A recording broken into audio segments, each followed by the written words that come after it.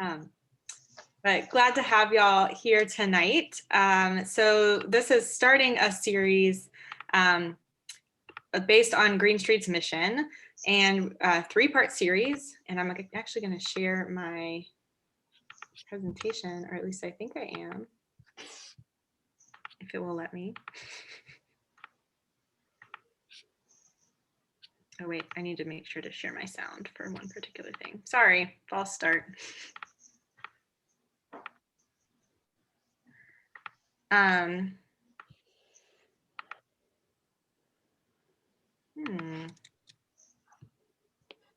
if I can get this to work. If not, we'll just scroll through together and it will be fine. Oh, there it is. All right. Ta-da. So this is the first in 3 Go Deep sessions on Green Street's mission. And so the mission, I'm gonna make us repeat this more, but it's to connect all people to God and one another through ministries that invite, transform, and serve with the love of Jesus Christ. And something that I think is interesting, but also kind of cool, is this is like it's honestly like kind of a generic mission statement. There's nothing super particular or Green Streety about it, but the way that Green Street lives this out is very particular. And I think that's actually really cool, that there are these kind of almost universal values that get expressed in a particular way in a particular community. So that's a lot of what we're talking about in this series. So tonight we're decided to frame this series around the 3 of the verbs in the mission statement. So invite, transform, and serve. And tonight we're talking about invite.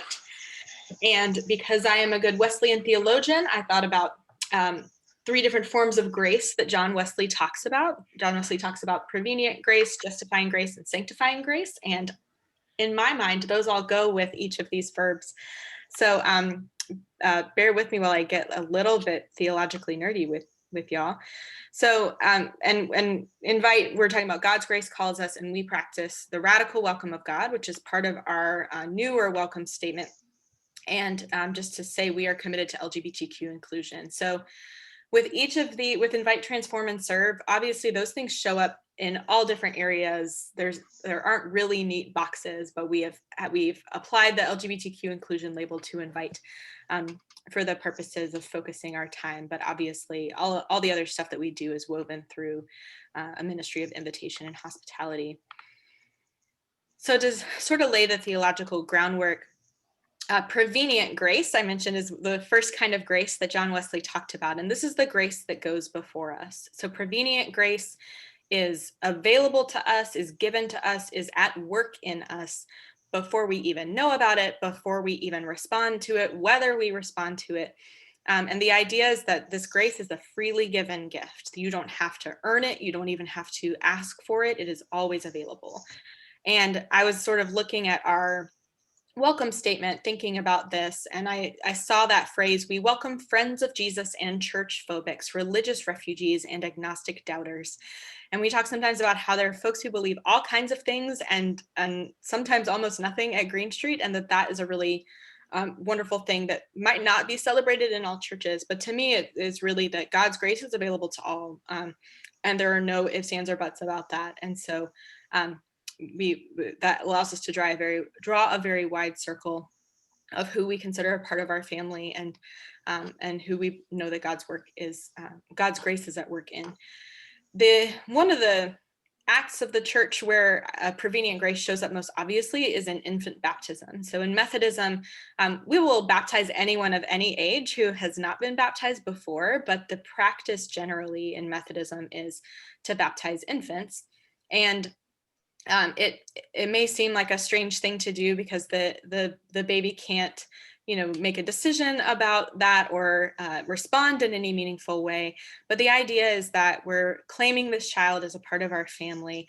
I'm saying that we as a community are committing ourselves to raising this child and supporting and loving them and their family, and saying that we believe that God's grace is given to that child, and that while one day that child may be invited to respond to that grace and live into that for themselves, regardless, that grace is indeed offered. And just to name, when we talk about grace, love, and invitation in a Wesleyan framework, these are sort of dependent on principles of free will and non-coercion. And to me, that is kind of what love is about. And I thought of 1 Corinthians 13. Love does not insist on its own way. And the example I always go to in thinking about how we consider God's grace in connection with love is from the movie Bruce Almighty. And I'm just going to play this scene. Y'all may have seen this before. Wait!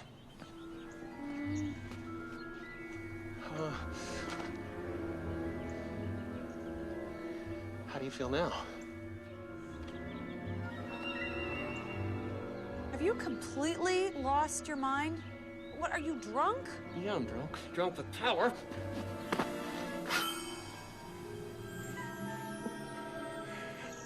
Love me. Love me. Love me. Love me! I did.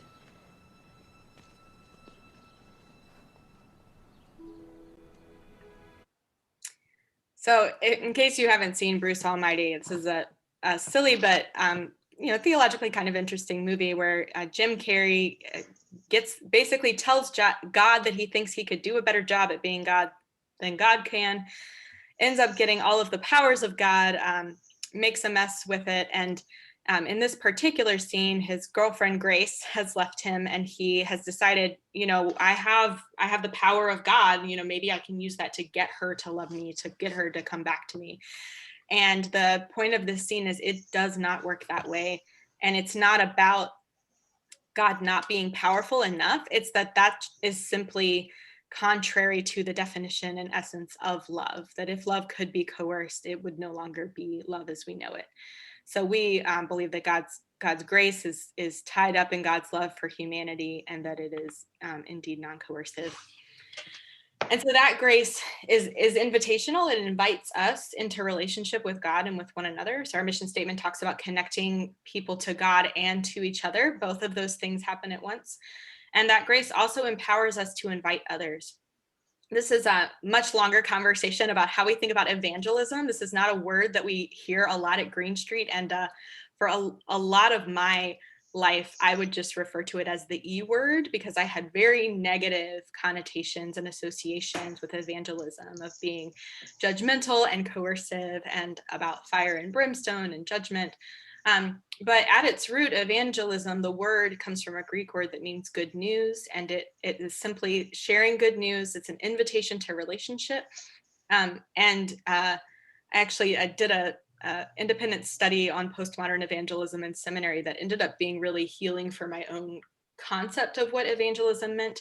And a big piece of that was saying that, evangelism is not focused on a conversion outcome. And that's something that I think that Green Street does well. We invite people into Green Street with no expectation of what that will necessarily mean for their belief system, but with the expectation that they'll be welcomed and become a part of our family in whatever way makes the most sense. And I think something that I've been thinking a lot about is a friend of mine said this the other day, and we were talking about it in the context of racial justice, but it applies in so many different areas. But who decides what is good news to the poor? And the answer is the poor. So if we are declaring good news to people, they get to decide whether it is in fact good news for them. And that takes us back to that. That's what love is. It's non-coercive, it's non-judgmental. And there we are. So to me, I think our value of invitation expresses itself in many different ways, but one way is in LGBTQ inclusion. And a lot of this is probably review for y'all, but I think it's always worth having context. But for us, that invitation is in some ways in friction with our denomination's policies and procedures. And so just to give a little bit of history about the UMC and LGBTQ inclusion. So in 1972, there was a proposal made, and it initially was just to add the phrase, homosexual persons, no less than heterosexual persons, are individuals of sacred worth, to the Book of Discipline, which is our book of laws and policies and all of that. But they couldn't really get that passed. And so a delegate from Texas added, though we do not condone the practice of homosexuality and consider this practice incompatible with Christian doctrine. and then it passed. And that language has been slightly modified, but that's essentially what we've had in our discipline since 1972. There are several things here that are obviously deeply troubling. Does anybody know what the one other thing that our discipline says is incompatible with Christian practice? It's war. There's only one other thing that we say in our discipline is incompatible with Christian practice, and it is war. This is problematic. There's plenty to be said about how the language of homosexuality itself is outdated, and there is some just strange stuff in there about a lot of our language really only pertains to gay or lesbian people. We don't actually have any official language around transgender people or non-binary people, and so there's just an outdatedness in general besides it being exclusionary and problematic. Something I just sort of woke up thinking about oddly, and I don't know what the connection is, but I'm curious, and I just thought I'd bring this up. Until 1973, homosexuality was in the DSM, the Diagnostic Statistical of Mental Disorders. There's another word in there I always forget, the DSM. It was in there as a disease, as a mental disorder. And in 1972, while this was happening with the Methodist Church, the American Psychiatric Association was debating whether to remove homosexuality from the DSM. And a lot of the folks who were pushing to keep it in there, they thought that they were actually helping gay people, because in the past, being gay had been a crime, like punishable by incarceration. And so the argument was, it's better sick than criminal. But what if it's neither an illness or a crime? Then maybe it doesn't have to be either one of those. And so I am just sort of curious whether this, I imagine something about the social and medical conversation around how we understand homosexuality might be the reason that this bubbled up for the Methodist Church in the 70s as well.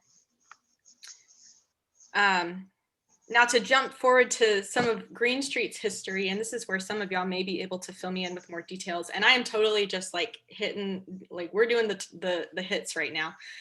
So Green Street became officially a reconciling church in 2009. Reconciling Ministries Network is this group in the United Methodist Church that advocates for LGBTQ inclusion and really for intersectional justice of all kinds.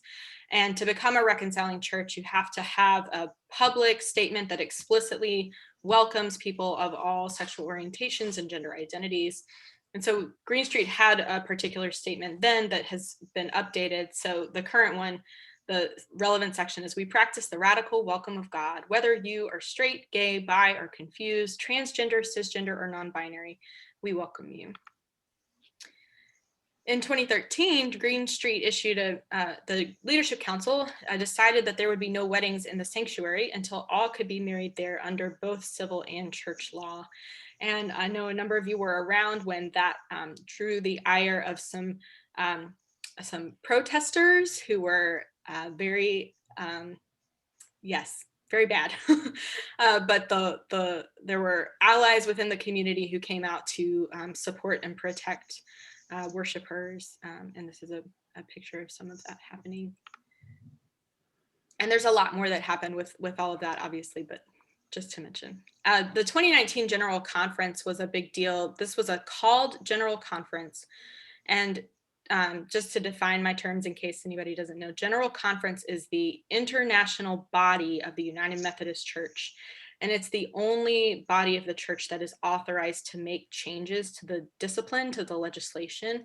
And it meets every 4 years. And there are delegates from all over the world, all over the US and all over the world. And every 4 years for a long time, really probably since 1972, there was at least some effort to change or remove the language related to homosexuality in the discipline. And it never worked. And so things really finally came to a head in 2016 where folks felt like this really needs to be addressed once and for all. This is creating an enormous conflict and split in the church. And so a called General Conference specifically to deal with this happened in 2019. And there were a number of plans that were put forward. One was a plan to essentially just remove the language from the discipline, which would kind of allow local churches and conferences to make their own decisions, but would make space for the ordination of queer clergy and perhaps for marriages. It just would allow for a little more wiggle room for progressive folks.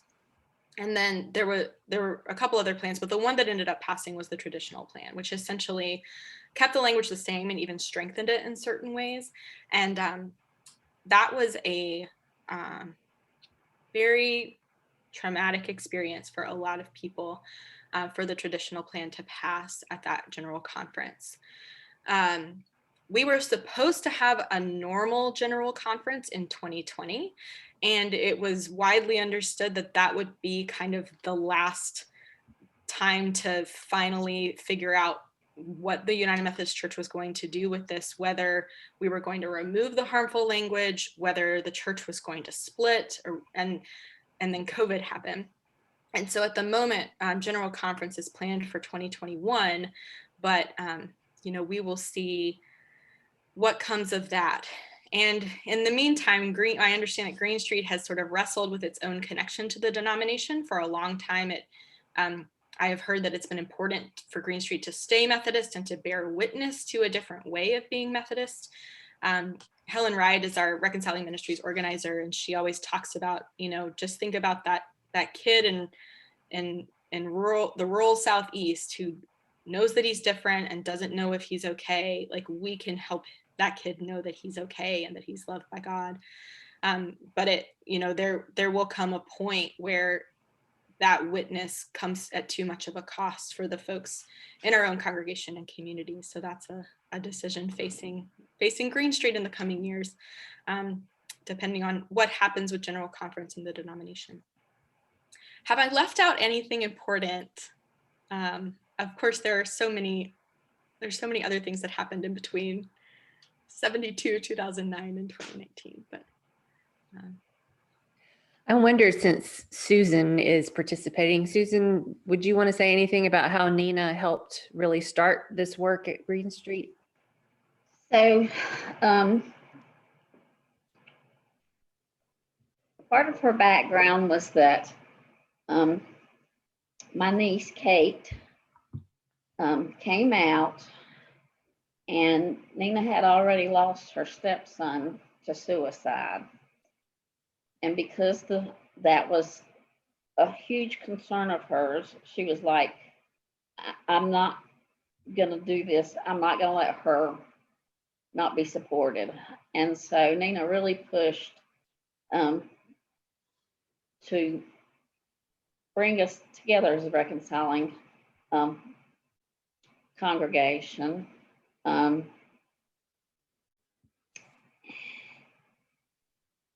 And it's something that I'm very proud of that she did. I mean, I wish she could see now what has come to be.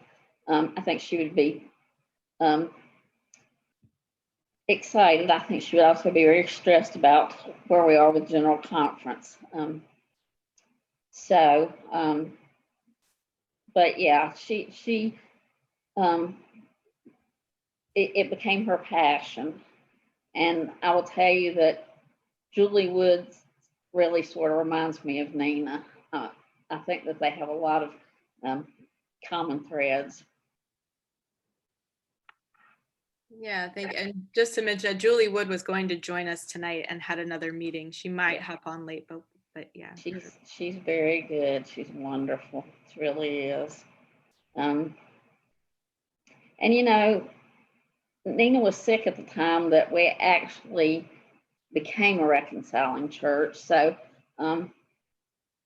she didn't get to participate maybe as much as she wanted to, but I was glad that it happened while she was with us. Mm-hmm.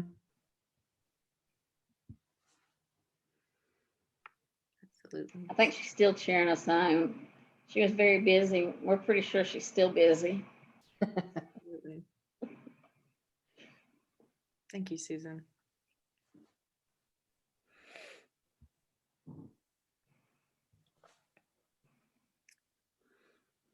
Well, if there's anything else that I missed that would be important, we can chat about that. Or Maria agreed to share a little bit about her perspective on some of this work between the UCC and Green Street.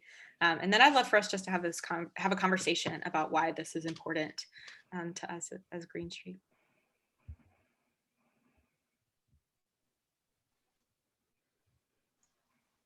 Gracias, Pastora. Hello, everyone. It's so good to be with you. So I share briefly a little bit about, the beautiful common threads that are between my beautiful denomination that I love, which is the United Church of Christ, and my beautiful home, Green Street UMC Reconciling Ministries. So I begin with a little bit of a story, and that is that in the early 2000s, I began to struggle a little bit with the incongruencies between what I believed as a non-binary, genderqueer, gender fluid person, raising 3 beautiful daughters, 2 of whom are same gender loving. And what I was getting from the church was so hurtful and damaging that I sort of went into a little bit of a theological crisis, if you will. Then in the year 2000, my middle daughter, Melissa Raquel, was gay bashed on the campus of the institution of higher learning she was attending. That was her freshman year, spring semester of her freshman year. And that was very devastating for us as a family. And still listening to this very hurtful rhetoric coming from the pulpits I was part of. And it would just finally got to the point that I said to my family, I have to remove myself from the church so that I can begin to deconstruct this faith I claim, and reconnect to the real essence of who I believe God to be inside of me.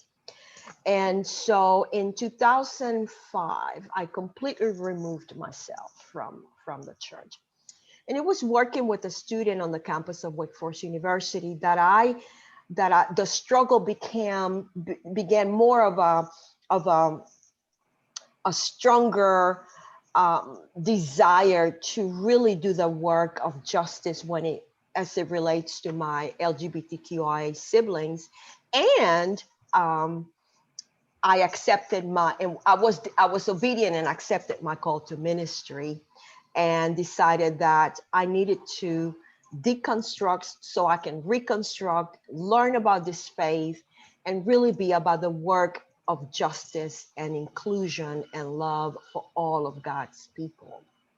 And so I went to divinity school, and I went to divinity school just to learn, just to absorb beautiful teachings of inclusion and theology, and sort of heal. Actually, it was a healing journey from all the bad stuff that I was getting. And it was in my theological formation class that I began to explore the possibility of becoming an ordained minister, so that I can really be about the work in ways that could really be productive and helpful to my community.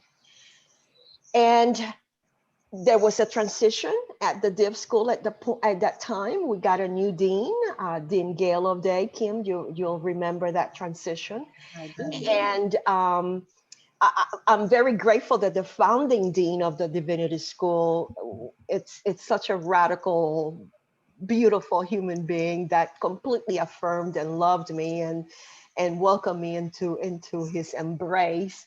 And then during the transition, Dean O'Day, our late Dean O'Day, comes, and she happens to be United Church of, she was an ordained minister with the United Church of Christ.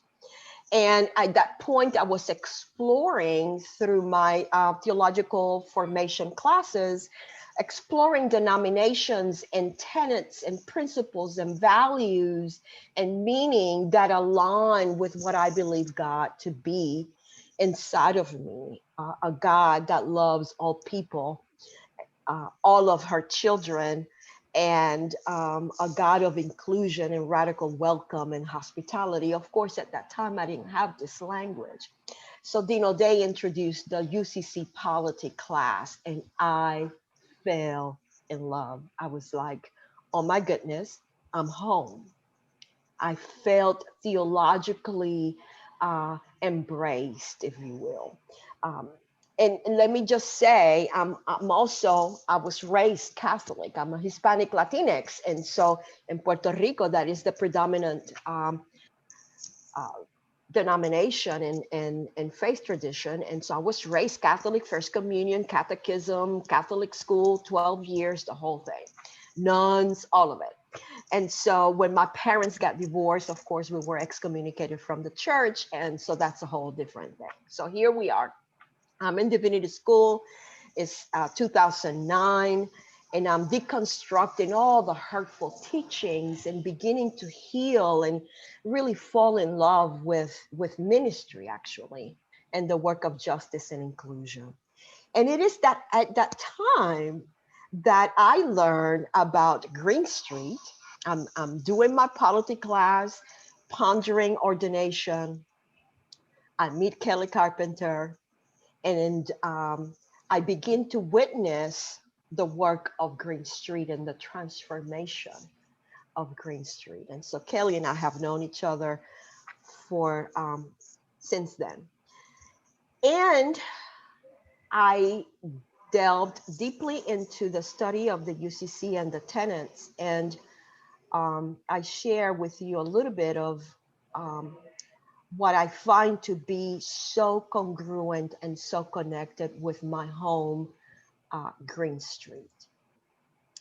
So the United Church of Christ, as we know, is a mainline Protestant denomination. It's fairly new. It was born in 1957, and it was birthed out of a combination, the union of three mainline Protestant denominations. So we had the Congregationalist, the Reformed, the Evangelicals, and Lutherans, and they all formed together this beautiful marriage of tradition in 1957.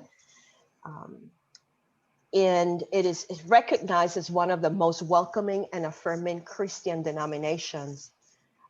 We began to celebrate same-sex marriages in 2005, and we ordained pastors in 1972, same gender loving LGBTQIA plus pastors in 1972. And that's a time period of change also for the United Methodist Church. So I think there was a revolution going on, if you will.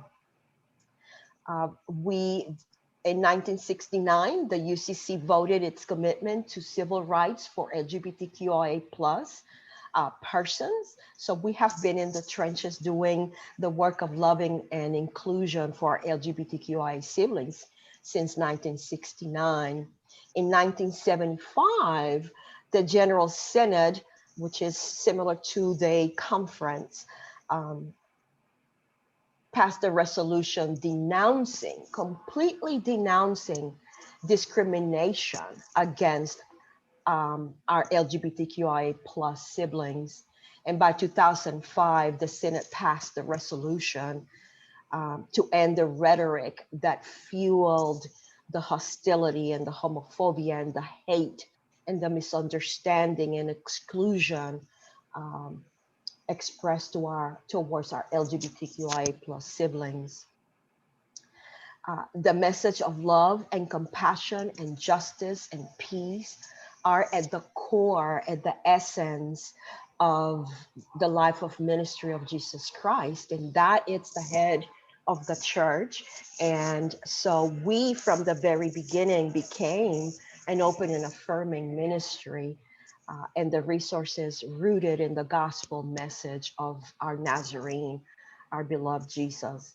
And so it is totally a welcoming and affirming denomination, including all of our transgender siblings. In the very beginning, back in the 60s and early 70s, the language for our transgender siblings was not explicit in our polity and our writings, if you will. And so that became the language. And so the resolution of the General Synod back in 2003 invited all members to learn about the realities of our transgender siblings and their experience and the expression and the suffering and the discrimination our siblings were experiencing.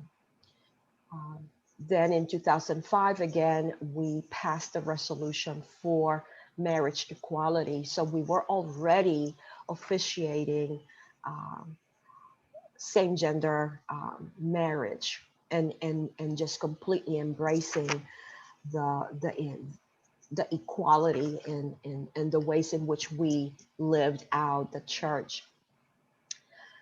Let's see what else I have. Or our first LGBTQ minister ordained was in 1972.